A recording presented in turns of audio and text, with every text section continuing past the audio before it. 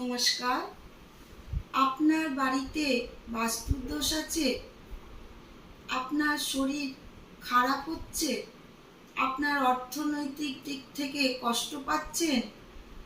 আপনার দাম্পত্য জীবনে ঝগড়ার সৃষ্টি হচ্ছে?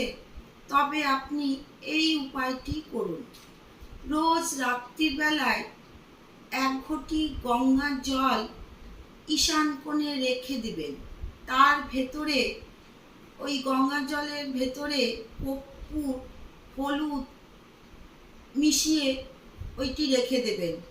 দিয়ে সকালবেলায় উঠে ওইটি মূল দরজায় ছিটিয়ে দেবেন।